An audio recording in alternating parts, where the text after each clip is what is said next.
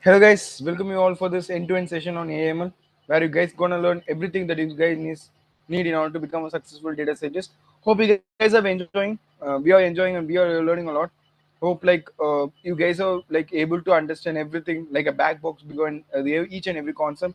So we have completed everything which is related to data today. Like the sessions which we are covering right now, right? They are mostly related to machine learning, where we are learning an algorithm for each and every day, and we are just able to find what is the black box behind each and every algorithm, and we are just treating everything in a manner like how we going to apply this model to the data. Okay, now we are just learning the black box together with its coding. Okay, hope you guys are enjoying. So before coming to the session, as always, like make sure that you guys have watched all the previous session videos so that you can have a better understanding of what we are talking. Okay, so without wasting any time, let us jump into this session. Okay, today it's a continuation of previous session, which is the random forest. So we're gonna see the continuation of random forest session. Okay, make sure you guys watch at least previous session so that you can have a continuation of this session. Okay, hyperparameter tuning, I say it's a very important thing, guys. Okay, so hyperparameter tuning is like, first is number of trees. Okay, in random forest, number of trees. Increasing the number of trees generally improves accuracy but can increase training time. It's a major thing, as I already mentioned. Number of trees makes a forest which is called as random forest. We can fix a hyperparameter of number of trees. That is one thing. Max depth, controlling the complexity of individual trees, preventing overfitting by limiting the depth of each trees. So we can limit the depth of the tree, that is height. Okay, that thing we can do. That is one of the hyperparameter. Then minimum sample per leaf, ensure that each leaf has a sufficient number of data points, preventing instance and overfitting. Okay, instability and overfitting. So this is also one of the thing, like minimum sample per leaf. So this is also one of the hyperparameter which we can tune, so that like we can get a generalized model, not like a overfitting or underfitting or unstable model. So this is how you can able to tune the parameters. These are the some of the parameters which we are having in random forest: number of trees, max depth, and minimum samples per leaf. These are some of the hyperparameters which are present in the random forest, which we can tweak whenever you are building a model. Okay, hope you guys can understand. Yes sir, over to you.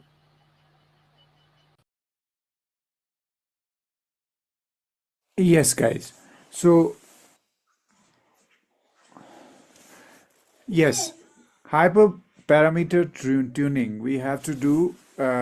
So, there are three concepts in it. So, number of trees, that is the first point. Increasing the number of trees generally improves the accuracy but can increase training time. That is, training time is what I'll say compute time also, right? So then we have maximum depth. So controls the complexity of the individual trees, okay? And then preventing overfitting by limiting the depth of each tree. So that is what, when you build very deep trees, there's a problem of overfitting. So maximum depth you can define, and this feature in hyperparameter tuning will limit that. So till what we can have depth so that there is no overfitting. Then we have minimum sample per leaf, which ensures that each leaf node has a sufficient number of data points, preventing instability and overfitting.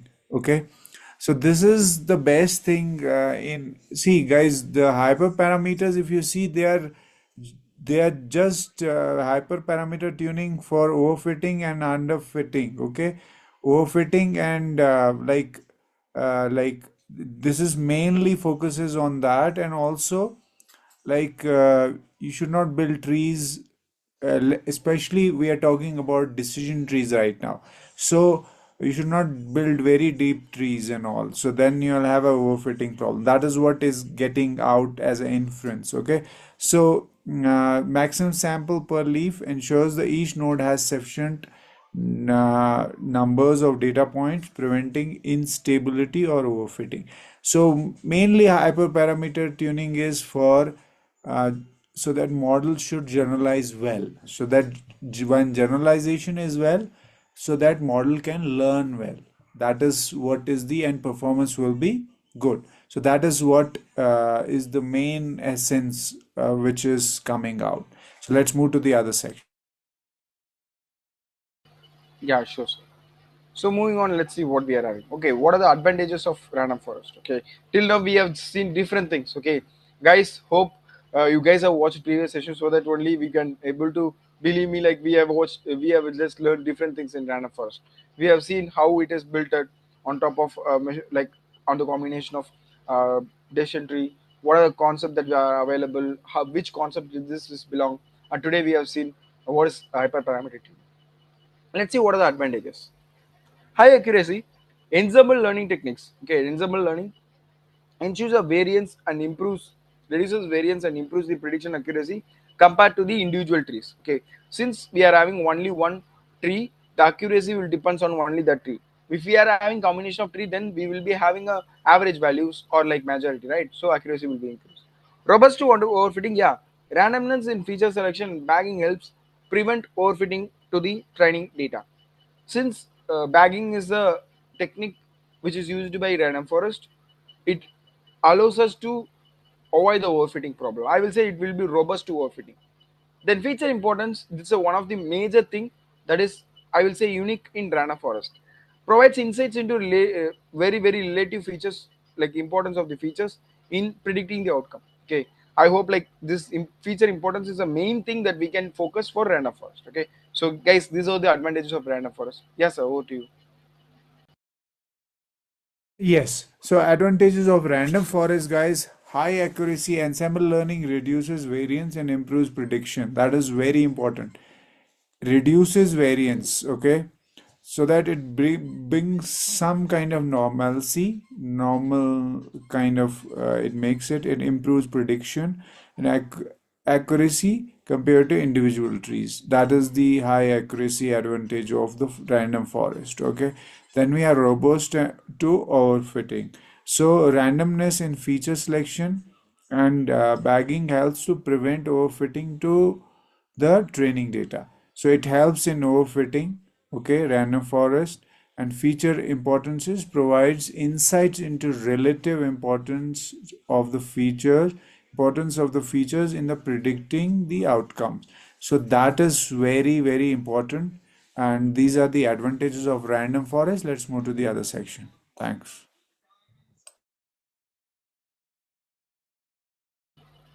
Yeah, sure.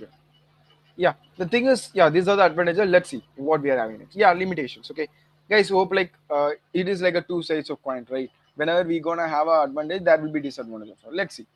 Computational cost, yeah. Training a random forest can be computationally expensive, especially with the larger data set, because we're gonna create multiple trees in order to make a decision, right? So it is gonna be computational cost. Black box model, yeah. The complex ensemble nature makes it difficult to interpret the decision making process. Yeah, as we are saying, there are gonna be multiple trees, like multiple models for decision tree. Combining that, we will get the random forest, and interpreting each and every tree is very difficult. So I will say black box of this model is somewhat challenging to interpret. I will not say difficult, I will say challenging to interpret. Next, memory usage. Storing multiple trees can consume significant memory, especially with a larger data set. Yeah, since cost is increased, the complexity or memory that requires to store the data or store this consumption of memory and then working, it will be also increased. Okay, so these are limitations and considerations for random forest. Computational cost, black box, difficult to interpret, and then memory usage, high memory usage. Okay, so yeah, these are the limitations that we are having when related to random forest. Okay, so because like as we are expecting more accuracy, right, it's gonna take more time, so more cost, then more memory it's gonna take. Similarly, we doesn't able to understand what it is happening in the background. Okay, yeah, these are the different disadvantages that we are having when related to random forest model. Yes, sir, over to you. Yes. So, guys, I've already talked about it's a computational thing, है ना? And then when there's a computational thing, then there is a computational cost. So, limitation and considerations. So, first of all, computational cost. Training the random forest can be completely expensive, es- especially with the large data sets, guys. That is, see, you can also build a chat GPT kind of application or any any application. Guys, the problem is only the computational cost if you can train model on billions of data sets. Okay, black box model. The complex ensemble nature makes it difficult to interpret the decision making process. Okay, so uh, ensemble, because it is with different you have different techniques, different kind of models in the trees. So that is what is ensemble. And that nature, because it is complex, it will also it is difficult to interpret the decision making process. Sometimes that can be a limitation. Okay, guys, so memory usage, uh, sorting multiple trees can be consuming sufficient memory, especially with large data sets. And these are the limitations. Computational cost, black box model with the complex nature, it makes it difficult decision making. And then you have memory usage, that is another shortcoming. And you can say a limitation for or disadvantage for decision trees. Guys, let's move to the ensemble learning, yeah, in random forest. So let's move to the other section. Yeah, sure, sir. Okay. Yeah, so let's see the real world application and we will just conclude this random forest. Okay. First real world application is fraud detection. It identifies fraud transaction in the financial system. Okay. Since it is like a combination of ensemble technique, it helps us to make the things very easier. Okay. The thing is, random forest makes this kind of fraud detection very, very simple and very, very effective because like it's gonna have a multiple models to do this real world process. Then medical diagnosis, predicting disease outcome or classification patient conditions. Okay, yeah, for forecasting the things or for forecasting the prediction of how will be the classification of the patient, these things will be very like more accurate because like as mentioned earlier, it's gonna take more models like combination of multiple models issue. Then image classification categorize its images based on its content such as objects, scenes, or people. Not limited to this, as I always mentioned, right, this is what I can accommodate in this slide. So there are multiple advantages by using this random forest. Okay, hope guys you have a clear idea of theoretical knowledge of this random forest. This is what all about random forest. We have started with what is random forest, how we can build the random forest, how decision trees helps us to build the random forest, what is feature importance, that's a very major thing that we are having in random forest. And we have started to look into its hyperparameter tuning, advantages, disadvantages, and we have just ended up with the real world applications. Okay, hope you guys can understand. Yes sir, over to you. So Sar can explain this real world applications somewhat further. Yeah, yes sir, over to you. Yeah, so real world application of random forest. Okay, so fraud detection is very important. It identifies fraudulent transactions in financial systems, guys, because when you use ensemble technique or different decision trees, it will give you a good, because there are different factors, so you can have different kind of I think that will really help you. Random forest will, they are good at this in real life applications. Okay, then medical diagnosis, predicting disease outcomes, classifying patients condition, this can be again a great resource. And then we have image classification, categorizing image based on their content and this such as the object, scene, and of the people. So you can use it different ways, but again, these models have their limitations, so always remember those limitations. uh, that is very important. Like, knowing model is good, but knowing the limitation is very important, that what it can do, what it can't do. So that you can fast in a fast way, you can choose the right model. So that is when you know all the models which are very important in application. So then you will be knowing that which model you have to use. So let's move to the other section. Yeah, so guys, yeah, that's all about we are having for this random forest, as I already just concluded. So we have started with what is random forest, definition of random forest, how decision tree, combining decision tree makes a random forest, what is feature importance in random forest, what are the advantages and disadvantages, hyperparameter tuning we have seen. Finally, we have end up with this real world application. Hope you guys can now able to understand the black box begin this random forest.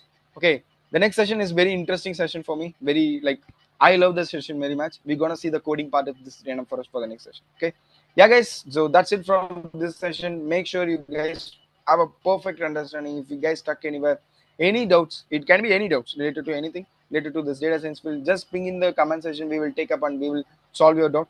Okay, let's learn together. Let's make the things happening. Okay, until next session. Bye, guys. Take care. We will all meet in the next session. Bye, guys.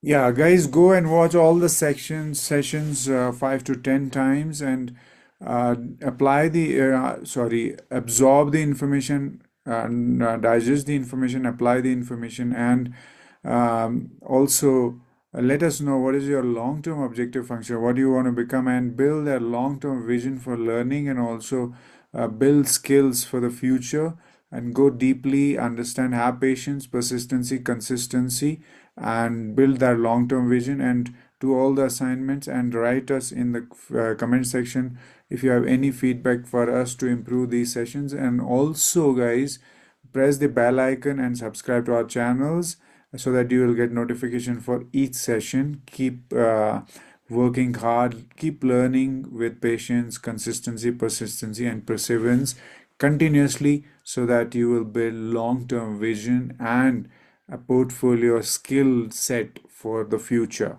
Keep learning. Thanks a lot.